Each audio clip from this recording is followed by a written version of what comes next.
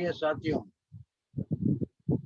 AAPRP-CHU ने ये तय किया था कि हमारे मेंबर्स को एजुकेट करने के लिए अंग्रेजी और हिंदी में पेंशन रूलिंग्स और फैमिली पेंशन रूलिंग्स और पेंशनर्स मूवमेंट के बारे में बहुत कुछ चीज है।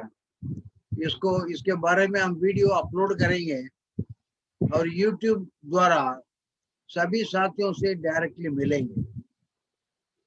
इसके अनुसार आज मैंने ये सब्जेक्ट को लिया हूँ कि parity in pension. Parity in pension का मतलब क्या है? मैं ये बोल सकता हूँ कि सारा पेंशनर्स कम्युनिटी के लिए सबसे ज्यादा इम्पोर्टेंट डिमांड क्या है, तो जवाब मैं जरूर दूंगा कि पैरिटी इन पेंशन बहुत बहुत महत्वपूर्ण डिमांड है। मेडिकल के अलावा पेंशनर्स के लिए बहुत मुख्य डिमांड यही होता है। मगर पैरिटी इन पेंशन पाने के लिए हर पे कमीशन के सामने पेंशनर्स एसोसिएशन का नेतागण बहुत जोर से आर्ग्यूमेंट किया है, मगर आज तक सच ये है कि parity in pension central government pensioners को अब तक मिला नहीं। पेंशन फार्मूला में प्रगति है, इम्प्रूव्ड है, हमको ज्यादा पेंशन मिलता है, मगर पैरिटी इन पेंशन नहीं मिलता है। पैरिटी इन पेंशन जब तक नहीं मिलेगा तब तक हम ये नहीं कह सकते हैं कि पेंशनर्स का इम्पोर्टेंट डिमांड में हमको प्रगति हुआ है। मगर पैरिटी इन पेंशन का रियल मतलब क्या है, हम क्या समझ के रखा है पैरिटी इन पेंशन के बारे में, इसको समझने के लिए हम थोड़ा सेंट्रल गवर्नमेंट को छोड़ के, सिविलियन पेंशनर्स को छोड़ के आर्मी तक जाना पड़ता है।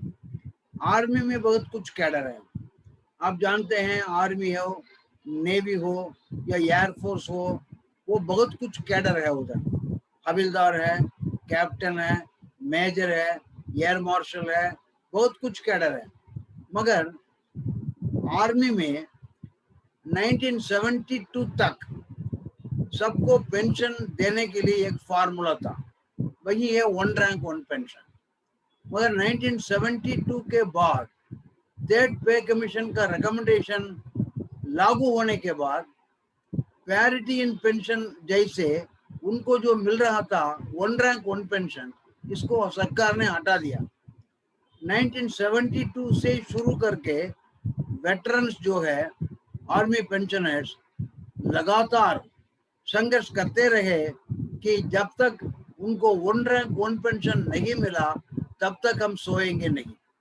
अभी जो सरकार है, सेंट्रल गवर्नमेंट है, अपना फर्स्ट टेन्यूर में ये वादा किया था कि हम सरकार बनाएंगे तो जरूर आर्मी पेंशनर्स को वन रैंक वन पेंशन दिलवाएंगे। मगर सरकार तो बना, मगर वन रैंक वन पेंशन उनको आसान से नहीं मिला। सरकार ने ऑटोमेटिकली अपने आप वन रैंक वन पेंशन को लागू नहीं किया। वेटरन्स ने अपने आप एकता बना करके दिल्ली में जंतर मंतर में बैठा और 80 दिन से ऊपर लगातार संघर्ष करने के बाद सरकार को कंपल करके वन रैंक वन पेंशन लागू ले लिया। मगर कॉमरेड्स, आज भी उसमें बहुत अनामली है। वन रैंक वन पेंशन जो लागू किया सरकार ने, उस फार्मूला के अंदर अनामली है। वो अनामलीज को दूर करने के लिए वेटरन्स अपना संघर्ष को जारी रखते हैं, वो अलग बात है। मगर basically one rank one pension उनको मिल गया। और वन रैंक वन पेंशन का क्या रियल मतलब है? वन रैंक वन पेंशन का मतलब यही है कि आप कौन सा साल में रिटायर हुआ, 10 साल पहले, 15 साल पहले, 20 साल पहले किसी कैडर से आप रिटायर हुआ तो आपका पेंशन जो फिक्स होना चाहिए वो आजकल अभी वर्तमान में उसी कैडर में उसी साल सर्विस करने के बाद उसी कैडर का आदमी अभी जो रिटायरमेंट होता है 7वां पे कमीशन का, वो पे कमीशन लागू होने के बाद रिटायर होता है, उसको जो पेंशन मिलेगा उसी पेंशन पुराना पेंशनर्स को भी उसी कैडर वालों को मिलना चाहिए, यही वन रैंक वन पेंशन है। तो अभी हमने वन रैंक वन पेंशन को समझ गया। उधर से सिविलियन पेंशनर्स के लिए हम जैसे हमने एक डिमांड रखा था parity in pension. Parity in pension और वन रैंक वन पेंशन का ज्यादा फर्क नहीं है। वन रैंक वन पेंशन जैसे सभी आर्मी में बहुत साल काम करने के बाद रिटायर होते हैं, कुछ साल काम करने के बाद रिटायर होते हैं, आजकल जो पेंशन है उसी कैडर आदमी को वही पेंशन उधर भी मिलता है। वैसे ही सिविलियन पेंशनर्स कौन सा साल में रिटायर हुआ, 15 साल पगले, 20 साल पगले, रिटायरमेंट जब भी हुआ था, मगर आजकल 7वां पे कमीशन के बाद जिस कैडर से हम रिटायर हुए उसी कैडर का आदमी अभी रिटायरमेंट होता है तो उसको क्या पेंशन मिलता है उससे कम नहीं होना चाहिए। इसको हम पैरिटी इन पेंशन बोलते हैं।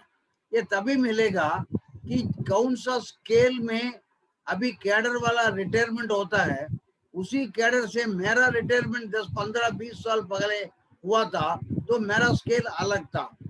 आजकल जो रिटायर होते हैं तो नया स्केल उनके लिए लागू किया गया। अभी आप एग्जाम्पल के लिए ले लीजिए HSG 1 पोस्ट मास्टर, छठां पे कमीशन के बाद 1/1/2006 के बाद HSG 1 पोस्ट मास्टर्स को 7,450 11,500 पे स्केल लागू किया गया। मगर 1/1/2006 के पहले जो रिटायरमेंट हुआ HSG 1 पोस्ट मास्टर्स, उनका पे स्केल था 6,500 10,500। अभी BCR लोगों को भी वही पे स्केल है। 2006 के पहले HSG 1 पोस्ट मास्टर को भी वही पे स्केल है। तो इसलिए पेंशन में अंतर है। अभी जो रिटायर होते हैं उनका ज्यादा पेंशन है। 2006 के पहले जो रिटायरमेंट हुआ उसी कैडर से, HSG 1 कैडर से, उसका कम पेंशन है। ये नहीं होना चाहिए। पैरिटी इन पेंशन का मतलब तभी हमको मिलेगा कि जब पेंशनर जब रिटायर हुआ उसका नया फिक्सेशन देने के पहले उस कैडर को अभी नया पे कमीशन के बाद कौन सा पे स्केल दिया गया, उसी पे स्केल में नोशनली मेरा पे को फिक्स करके उसमें 50% पेंशन फिक्स करेंगे तो मेरा कोई अनामली नहीं होगा। यही पैरिटी इन पेंशन बोला जाता है। मगर सरकार ने 7वां पे कमीशन के बाद जो इनकार किया ऑप्शन नंबर 1, 7वां पे कमीशन ने ऑप्शन नंबर 1 दिया, ऑप्शन नंबर 2 भी दिया। ऑप्शन नंबर 2 यही था कि मल्टीप्लिकेशन फैक्टर 2.57 से पेंशनर हो या सर्विंग एम्प्लॉय हो, आपका बेसिक पे या बेसिक पेंशन को 2.57 से मल्टीप्लाई करके आपका नया पेंशन, नया पे फिक्स करेगा। ये 7वां पे कमीशन का ऑप्शन नंबर 2।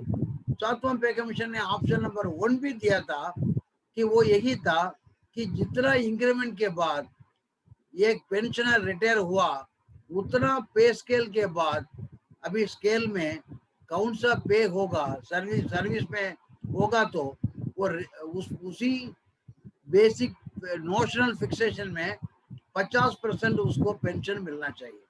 मगर 7वां पे कमीशन भी एक अन्याय किया था कि कौन सा कैडर और कौन सा पोस्ट में मेरा रिटायरमेंट हुआ उसी पोस्ट और कैडर के लिए अभी 7वां पे कमीशन ने जो नया स्केल रेकमेंड किया उसी स्केल में मेरा नोशनल फिक्सेशन करने के लिए 7वां पे कमीशन का ऑप्शन नंबर 1 रेकमेंड नहीं किया था। मगर उसने रेकमेंड किया था कि मेरा रिटायरमेंट स्केल, रिटायरमेंट के पहले मैंने कौन सा स्केल में था उसी स्केल का रिप्लेसमेंट स्केल अभी क्या है, उसी स्केल में ये नोशनल फिक्सेशन इंक्रीमेंट दे करके लास्ट लेवल पर कितना इंक्रीमेंट मैंने लिया उतना इंक्रीमेंट के बाद वह रिप्लेसमेंट स्केल में मेरा पोजीशन कहाँ रहेगा उसको नोशनली गिनती में लेकर के उसमें 50% मेरे लिए पेंशन फिक्स करना चाहिए। यही 7वां पे कमीशन का ऑप्शन नंबर 1 फार्मूला था। मगर सरकार ने इनकार कर दिया, ऑप्शन नंबर 1 को लागू नहीं किया। ये कमीशन भी बनाया, कमीशन भी उसका रिकमेंडेशन दिया कि option number 1 is not feasible to implement. इसको लागू नहीं कर सकते हैं क्योंकि हमारे पास रिकॉर्ड नहीं है, हम इसको चेकअप नहीं कर सकते हैं।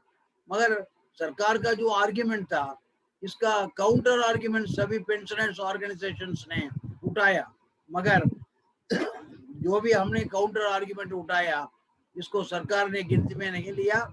अपने आप ऑप्शन 1 को इनकार कर दिया और ऑप्शन 1 के बजाय ऑप्शन नंबर 3 12/5/2017 तारीख का ऑर्डर से लागू किया। वो ऑप्शन नंबर 3 जो सरकार ने लागू किया 2017 ऑर्डर से 1/1/2016 से, ये वास्तव में 5वां पे कमीशन ने पेंशन रीफिक्सेशन के लिए क्या रेकमेंड किया, उसी रिकमेंडेशन को लेकर के उसमें थोड़ा परिवर्तन करके इसको ऑप्शन नंबर 3 के रूप में लागू कर दिया। वो क्या क्या चेंज किया वो बहुत इंपॉर्टेंट है। 5वां पे कमीशन ने यही बोला था कि हर पेंशनर को नोशनल फिक्सेशन उसी पे स्केल में देना चाहिए कि कौन सा कैडर या कौन सा पोस्ट में वो रिटायरमेंट हुआ, उसी कैडर या पोस्ट के लिए अभी क्या नया स्केल लागू किया, उसमें नोशनल फिक्सेशन करके 50% देना चाहिए। ये 5वां पे कमीशन का सिफारिश था, मगर सरकार ने उस सिफारिश को लागू नहीं किया।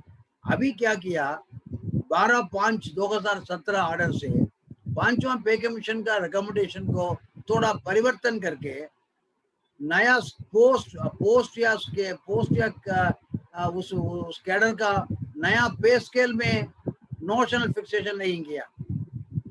उसके बदले में कौन सा स्केल में रिटायरमेंट हुआ उसका रिप्लेसमेंट स्केल अभी 7वां पे कमीशन के बाद क्या है, उसी स्केल में नोशनल फिक्सेशन करना चाहिए। ऐसा करके हम सबको पेंशन रीफिक्सेशन किया है, मगर ये पैरिटी इन पेंशन नहीं है, ये इम्प्रूव्ड पेंशन है। हमारा पेंशन इम्प्रूव हो गया, हमको ज्यादा पेंशन मिलता है, उसमें कोई संदेह नहीं, मगर ये पैरिटी इन पेंशन भी नहीं है। पैरिटी इन पेंशन आज तक हमको सरकार इसको इनकार करते रहता है। इसलिए कॉमरेड्स, AIPRPA एसोसिएशन का यही डिसीजन है कि जब तक हमको पैरिटी इन पेंशन नहीं मिलेगा तब तक हम संघर्ष करते रहेंगे। मगर ये सच है कि एक एसोसिएशन का फाइट से संघर्ष है ये नहीं मिलेगा।